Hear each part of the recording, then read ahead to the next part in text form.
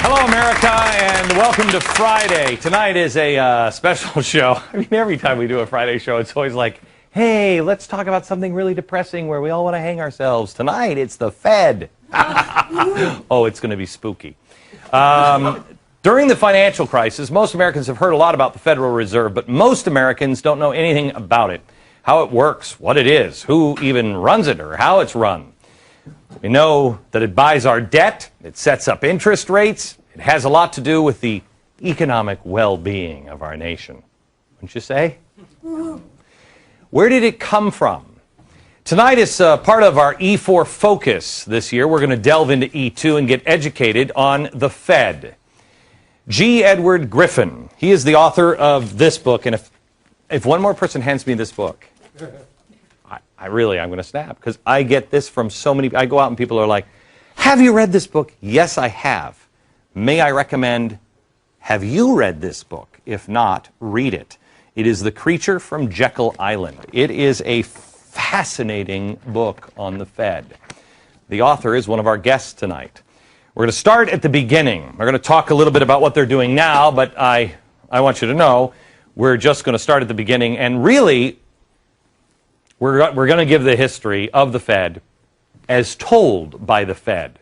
The happy tale on their own website. Are you ready for this? It's great. Here we are. Here it is. Watch this.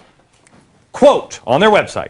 After Alexander Hamilton spearheaded a movement advocating the creation of a central bank, the first bank of the United States was established in 1791. You see how great this is? The Fed was started by a founding father. No, it wasn't. No. The first bank isn't the Fed. So what does that have to do with anything? Well, nothing. But they just wanted to throw a founding father's name in there. The bank's charter ran for about 20 years. And because it took about 20 years before Americans realized, hey, that Bank of America thing, that's not working out. They've got way too much power and influence, just like all the other founders said. A proposal to renew it failed. Now back to the happy story from the Fed's website. Quote, the situation deteriorated to such an extent that in 1860, a bill to charter a second bank of the United States was introduced in Congress. The second bank was very much like the first, except bigger, about 3.5 times bigger. It's always that way, isn't it? Anyway, the charter also lasted about 20 years before people went, what are we doing? Americans realized that it wielded too much power and influence, and the proposal to renew it also failed. Then, according to the Fed's website, they got rid of that nasty charter thing in the will of the people. Quote, in 1907, a severe financial panic jolted Wall Street and forced several banks into failure. Many Americans thought their banking structure was sadly out of date and needed major reform. The first draft of the Federal Reserve Act was called the Aldrich Bill because, the guy who wrote it was named Aldrich, and it failed.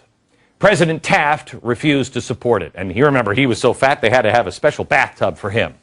Then it underwent some surgery and a readmission as the Glass-Owen Bill, and of course it got a signature from progressive Woodrow Wilson in 1913.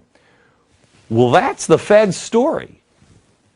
Bill was introduced in 1907, and in 1913, it finally came to be. Isn't everything great in sunshine and lollipop world? The Federal Reserve Act wasn't drafted in Congress. It was drafted on a private island off the coast of Georgia in 1910. Here is the island, Jekyll Island. And it was drafted under great secrecy.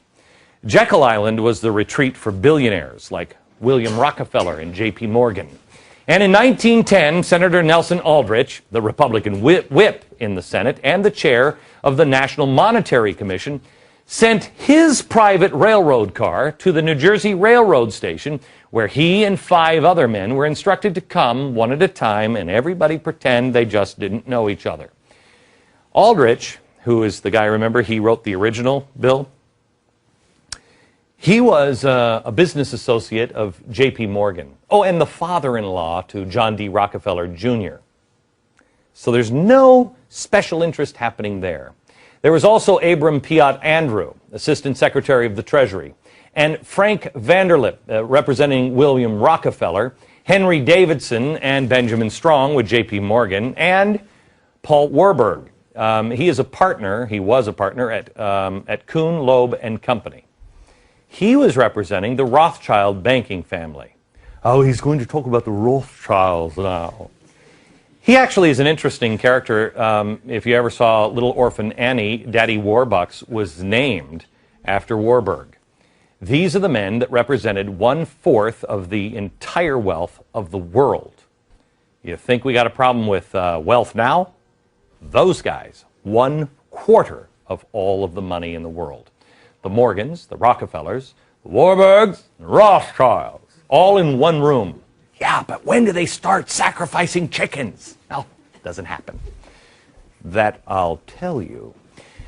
These guys were all competitors. According to G. Edward Griffin, who we'll talk to in a minute, they all had come together to form a banking cartel so they didn't have to compete against each other.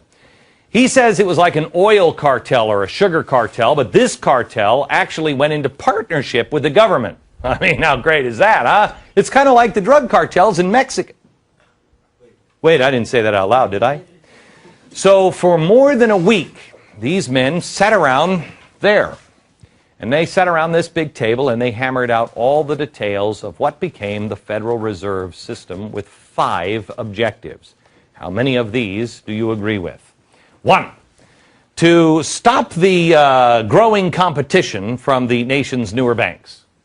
That doesn't sound good. 2, to obtain a franchise to create money out of nothing for the purpose of lending. That one really doesn't sound good either. 3, to get control of the reserves of all of the banks so the reckless ones wouldn't be exposed to currency drains or bank runs. Oh, that's the charity part. Golly gee, beef, thank you so much. Then, to shift the losses from the bank owners to the taxpayers. It just gets better and better for you and me, doesn't it? No. Again, the answer is no. And then finally, to convince Congress that the purpose was to protect the public. Well, they started the Federal Reserve with no money, just a checkbook. The government could go to the Fed and obtain instant money without having to consult the taxpayer. What a country! Money created out of nothing and then given to the government. It's loaned by the banks to you and me, and then we pay interest on it, and it goes to them. Interest on nothing. Again, the Fed is nothing more than a cartel like OPEC, except it's a money cartel.